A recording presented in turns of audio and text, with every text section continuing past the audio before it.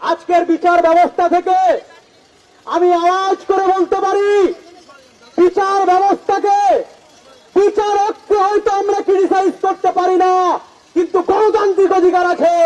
বিচার যেটা হয়েছে তার ক্রিটিসাইজ আমরা করতে পারি। এই দেশের আমরা কেমন নাগরিক, আপনি অফিসার যেমন নাগরিক, আপনি বাবু যেমন নাগরিক, আমরা এই দেশের সমান নাগরিক। আমরা অফিসার এবং বাবুদের মতো সমান জায়গা থেকে বসে যে সমস্ত বিচার হলো, বিচারককে ক্রিটিসাইজ করতে পারি না, কিন্তু বিচারকে আমরা ক্রিটিসাইজ করতে পারি, জাজমেন্টকে আমরা ক্রিটিসাইজ করতে পারি। সেই ক্রিটিসাইজের ক্ষমতা নিয়ে আমরা ক্রিটিসাইজ করছি। এই জাজমেন্টটা আমরা মনের কোণে মানতে পারলাম না। সমাজ, জনগণ, পরিবার কেউ এই রায়ে খুশি নয়। আমি ব্যক্তিগতভাবে খুশি নয়। এই রকম যে এদের জীবজন্তুর সঙ্গে তুলনা করা মুশকিল, এসব লোককে ক্ষুধার্ত নেকড়ের সামনে ছেড়ে দেওয়া উচিত। কিন্তু আমি জানি না এটা একটা সিরিয়াস কেস এবং এটা নিয়ে ফাঁসি দাবি আমাদের সবার ছিল।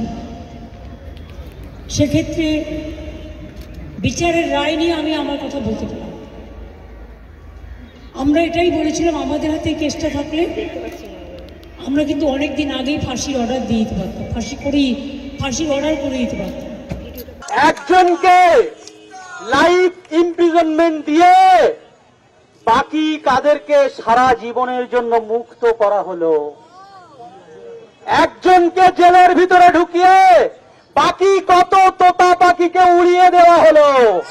আমরা এই প্রশ্নগুলো করতে চাই। একজনকে খাঁচায় আপনি ঢোকাবেন আর বাকিগুলোকে কি বাইরে বাঘ তৈরির জন্য ছেড়ে দেবেন? এটা আমরা মানব না। আমরা মনে করি এটা শুধুমাত্র একটা পাঠ হতে পারে, এটা একটা ধড় হতে পারে। আমরা শুধু ধড় নয়, মাথাও চাই, লেজও চাই, পুরো শরীরটা চাই। এই অন্যায় যে বা যারা করেছে, যে বা যারা এই অন্যায়টাকে ধামাচাপা দেওয়ার চেষ্টা করেছে, যে বা যারা এই অন্যায়ে মদত দিয়েছে, প্রত্যক্ষভাবে পরোক্ষভাবে এখনো পর্যন্ত সাপোর্ট করে যাচ্ছে, ডিরেক্ট ভাবে ইনডিরেক্ট ভাবে সবাই সমান অপরাধী, কেউ ছাড়া পাবে না। অবশেষে আরজিকর খুন ও ধর্ষণ কাণ্ডে মূল অভিযুক্ত সঞ্জয় রায়ের সাজা ঘোষণা হলো আজ, যাবজ্জীবন কারাবাস। তবে আজ সাজা ঘোষণার রায়ে খুশি নন কেউই, কারণ মূল অভিযুক্তের বক্তব্যে অনেক রহস্যের সন্ধান থাকতে পারে বলে মনে করছেন একটি সূত্র। অনেক রাঘব বোয়ালও জড়িত বলে সিবিআই সূত্রে জানা গেছে। সঞ্জয় রায় ছাড়াও আরও প্রায় 50 জনের নাম রয়েছে চার্জশিটে। তাই সঞ্জয়কে বাঁচিয়ে রেখে পরবর্তীতে যদি কিছু তথ্য পাওয়া যায়, তার জন্যই কি আদালত এমন একটি নারকীয় ঘটনায় অভিযুক্ত সঞ্জয় রায়কে মৃত্যুদণ্ড না দিয়ে যাবজ্জীবন সাজা দিল? তবে কি কোনো রাজনৈতিক সমীকরণ এখানে কাজ করছে? এর উত্তর পাওয়া খুবই কঠিন।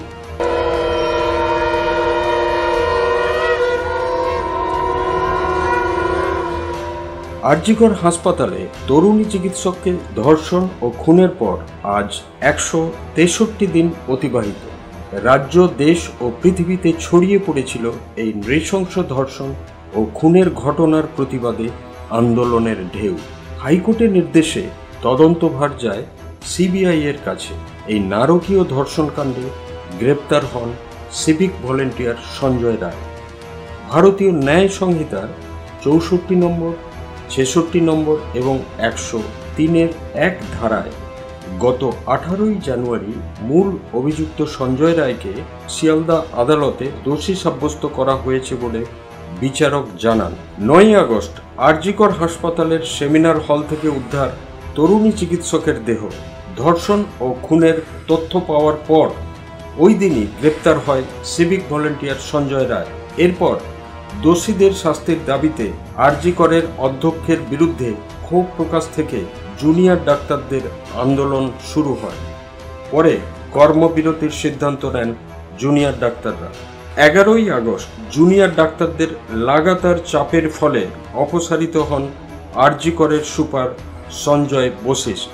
13ই আগস্ট কলকাতা পুলিশের হাত থেকে হাইকোর্টের নির্দেশে তদন্তভার যায় সিবিআই এর হাতে। 14ই আগস্ট প্রবল আন্দোলন ও চাপের কাছে পদত্যাগ করেন অধ্যক্ষ সন্দীপ ঘোষ। ওই দিনই রাত দখল কর্মসূচি আন্দোলনের মাঝে কিছু দুষ্কৃতীর তাণ্ডব চালায় আরজি করে। 18ই আগস্ট আরজি কর কাণ্ডে সদ্যপ্রণোদিত মামলা সুপ্রিম কোর্টে। 2রা সেপ্টেম্বর টানা জেরার পর আর্থিক দুর্নীতি মামলায় গ্রেপ্তার সন্দীপ ঘোষ। এরপর লালবাজার অভিযান করে জুনিয়র ডাক্তাররা। 10ই সেপ্টেম্বর স্বাস্থ্য সচিবের অপসারণের দাবিতে স্বাস্থ্য ভবন অভিযান করেন জুনিয়র ডাক্তাররা। তারপর তারা ধর্নায় বসেন। 14ই সেপ্টেম্বর স্বাস্থ্য ভবনের সামনে ধর্না মঞ্চে যান মুখ্যমন্ত্রী মমতা বন্দ্যোপাধ্যায়। সেখানে গিয়ে ধর্নারত জুনিয়র ডাক্তারদের বৈঠকে বসার আবেদন করেন। রাতে জুনিয়র ডাক্তাররা কালীঘাটে গেলেও বৈঠক ফলপ্রসূ হয়নি। তরুণী চিকিৎসকের মৃত্যুতে গ্রেপ্তার হন টালা থানার ওসি সহ বেশ কয়েকজন। 16ই সেপ্টেম্বর মুখ্যমন্ত্রী ও জুনিয়র ডাক্তারদের সঙ্গে বৈঠক, সিপি সহ দুজনকে অপসারণের সিদ্ধান্ত। 19শে সেপ্টেম্বর স্বাস্থ্য ভবনের সামনে থেকে ধর্না প্রত্যাহার। পরে জুনিয়র ডাক্তাররা কাজে যোগ দেন। 29শে সেপ্টেম্বর সাগর দত্ত মেডিকেল কলেজে হামলার পরিপ্রেক্ষিতে নিরাপত্তা সংক্রান্ত প্রশ্নে ফের কর্মবিরতিতে জুনিয়র ডাক্তাররা। 5ই অক্টোবর আরজি কর ইস্যু নিয়ে দাবি পূরণ না হওয়ায় অনশনে বসেন 6 জুনিয়র ডাক্তার। পরে আরও অনেক জুনিয়র ডাক্তার অনশনে যোগ দেন। অসুস্থ হন বেশ কয়েকজন। 15ই অক্টোবর গ্রহ কার্নিভালের কর্মসূচি পালন করা হয়। 19শে অক্টোবর অনশন মঞ্চে যান রাজ্যের স্বরাষ্ট্র সচিব ও মুখ্য সচিব। ফোনে কথা বলানো হয় মুখ্যমন্ত্রীর সঙ্গে অনশনরত জুনিয়র ডাক্তারদের। 21শে অক্টোবর জুনিয়র ডাক্তারদের সঙ্গে মুখ্যমন্ত্রীর টানা 2 ঘন্টার বৈঠক। অনশন প্রত্যাহার করেন জুনিয়র ডাক্তাররা। তবে জুনিয়র ডাক্তাররা সেদিন জানিয়েছিলেন যে আরজি কর ইস্যু নিয়ে তাদের দাবি পূরণ না হওয়া পর্যন্ত এই আন্দোলন চলতে থাকবে।